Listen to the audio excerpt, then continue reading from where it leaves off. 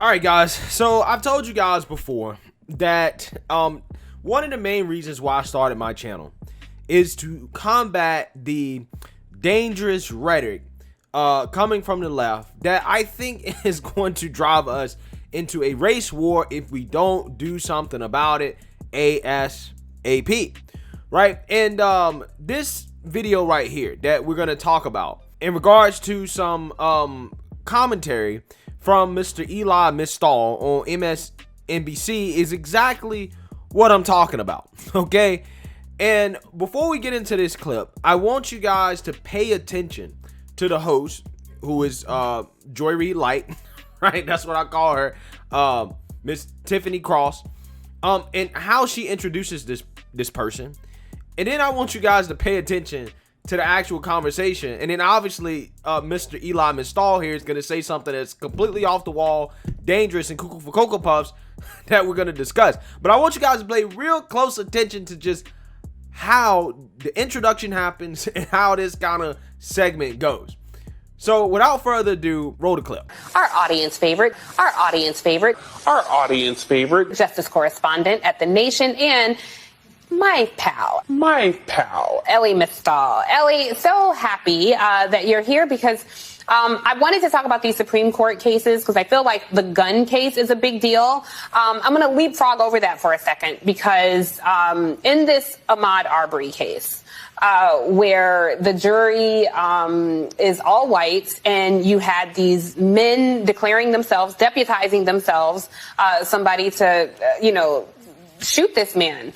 When I was watching this case, I thought about the Supreme Court Second Amendment case and expanding gun rights. And I think about the three men who are accused of killing Ahmaud Arbery having more access to guns. It does not seem like a good combination.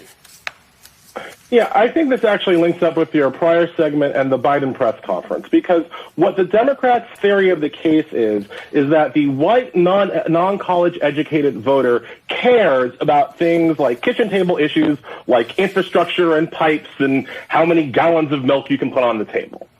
I contend that what they care about is using their guns on black people and getting away with it. That's what they want. That's what they actually are in it for.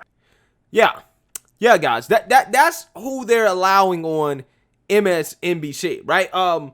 Miss Joy Reid Light, okay, introducing audience favorite, right? MSNBC, audience favorite, according to her, and her pal, Elie Mystal, who came on this network and said that the only thing that white non-educated voters care about is essentially killing black people and getting away with it. That's what he's saying in a nutshell. That's what he's saying. Right now, this was kind of in reference to what happened in Virginia. And once again, here we are. I'm making another video, I know, about the fact that the Democrats are completely lost and clueless about what happened in Virginia. Right? And all the woke revolutionaries, like this guy right here, this guy, again, is an extreme lunatic. They can't come up with anything outside of white people just hate black folk. And in my opinion, I just don't think that is actually true. I don't think that the average white person gets up in the morning thinking about black people, right? I actually don't think that at all. I don't think they do that. Right now, the woke revolutionaries will tell you that that's what they do, but I don't think that that's what they do. But who knows? I'm not white. I can be wrong. But if I had a gut feeling, and my gut feeling, I would say there's probably more black folks in this country that get up in the morning thinking about the white man and then vice versa. Thanks to the woke revolutionaries like this guy that basically make a living pushing this idea that white people are inherently evil and all they care about is the subjugation of black people, right? That's literally what this man is saying, right? And I'm pretty sure that's what he thinks. But see, there are people out there that tell you, nobody out there like this exists, right? There are no academics out there. No, there's no professors out there that say stuff like this. This doesn't exist. This doesn't exist. Nobody's saying that. And it's right here in front of your face. That's what this guy's saying. And not to mention, just smearing a whole group of people by race is racist, right? It is racist in and of itself. And I'm going to tell you guys, I mean, I spend a whole lot of time on right-leaning websites, forums, comment sections. Obviously, because, I got to look up topics for my videos. And I'm going to tell you, I barely see much racism, right? I barely see much racism. Most of the racism I see, a vast majority of, probably 95% of it, I see it on networks like MSNBC, right? If I want to go see some racism, I just turn on MSNBC, right? Just watch a clip from there. That's what literally a majority of the racism is at in this country, right? It comes from these woke lunatics on the left, a lot of whom are black, right? Like this guy, right? They're woke supremacists. And, you know, again, not only is what he's saying just ridiculous, it's just objectively not true if you look at the facts and the evidence, right? I mean, for example, last year, after the George Floyd killing, support for the Black Lives Matter movement was more than opposition among white, non-college educated voters, right? So more people supported Black Lives Matter after the death of a black man that were white and non-college educated than opposed it. But this man thinks that, oh, all they care about is killing black folks? Well, how do you explain that? Sounds to me like these people had a whole lot of sympathy for what happened to George Floyd. Sounds to me like they had a whole lot of sympathy for what happened to a black man. Now, over time, that dynamic changed. But you know why it changed? Because of language like this. Because the George Floyd protests and movement became less about police reform and became more about woke supremacy, right?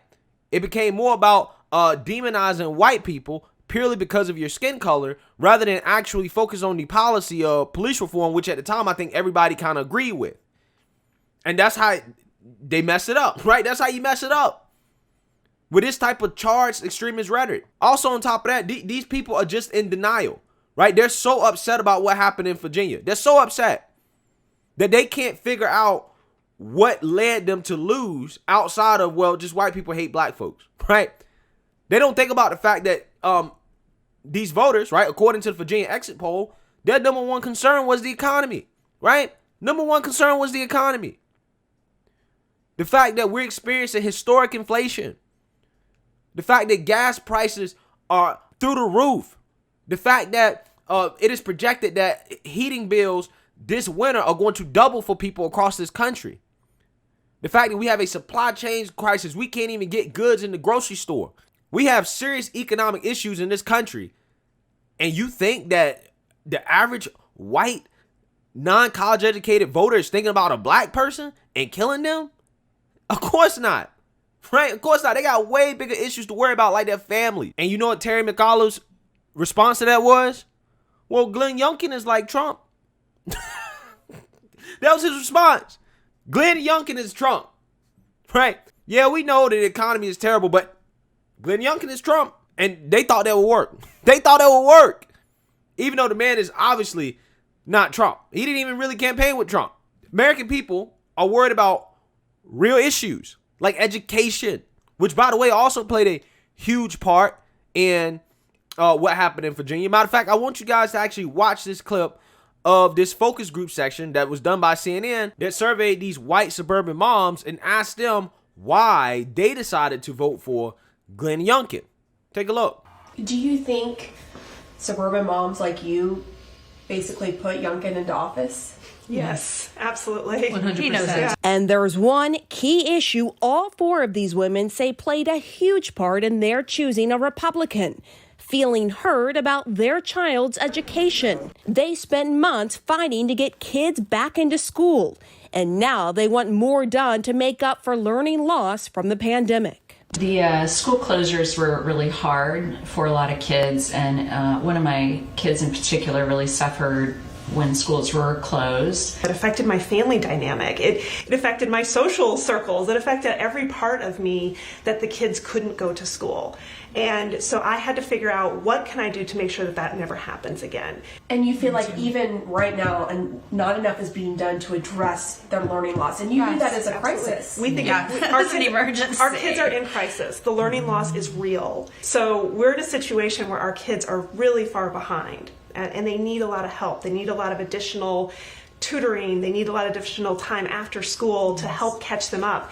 and they're still not focusing on that. It's like a situation where you're in front of your house and the driveway is really dirty, but the house is also on fire, and you're using the hose to hose off the driveway instead of putting out the fire on the house. How much did that factor into you, for you, the CRT debate and everything? Definitely the education, the learning loss was number one for me. Everything else was below that. Mandates and CRT did not influence my decision at all. How about for you, Sandra? No, mine was all about the school closures. How did Terry McAuliffe handle the education part of everything? Well, parents were very angry during school closures at the teachers' unions. And for me, the nail in the coffin was on his last day of campaigning. He brought the head of the teachers' union to his rally, and she spoke. And it was like someone just poked me right in the eye and said, do you think you want to have a say in your education? Well, you're not going to. Glenn, and he listened to us. He met with us. He sent his wife to meet with special education parents. They spent a lot of one-on-one time with parents. Yeah, guys. So that sounds a whole lot like white supremacy and people that all they're concerned about is just killing black folks. That's what that sounds like to me. Woo, man! I'm telling you guys, these people are clueless, man. They're clueless. They are out of touch with the American people. Okay, they're out of touch. They're simply not listening. They have their woke supremacist agenda, and they're gonna stick to it no matter what, even if it means that the Democrat Party goes down in flames. They simply don't care. They simply don't care, right? But like I said, man, this guy, and people like him, I honestly really do feel bad for these people, because I think deep down inside, they really do have low self-esteem. They think about themselves as being inferior to other human beings simply because of their race. And I'm going to pray for them, right? I'm going to pray for them, okay? Because that's what they need. That's what they need. Because if you wake up every single day and all you think about is race and what the white man think about you, right? Then, hey, you live in a very sad, sad, sad life. But me, on the other hand, and I hope other black people that are watching this, please don't get up every day thinking about the white man. Because the white man is probably not getting up every single day thinking about you. I think most Americans get up every single day thinking about their families, thinking about the economy, how they're going to feed their kids. They're thinking about real issues. They're thinking about real issues, right? And until the Democrats actually recognize reality, this is what they're stuck with, right? That's what they're stuck with. They're stuck with a ton of woke lunatics like this guy right here. But let me know what you guys think. Make sure you like, comment, and subscribe. Most importantly, share a black conservative perspective. Peace.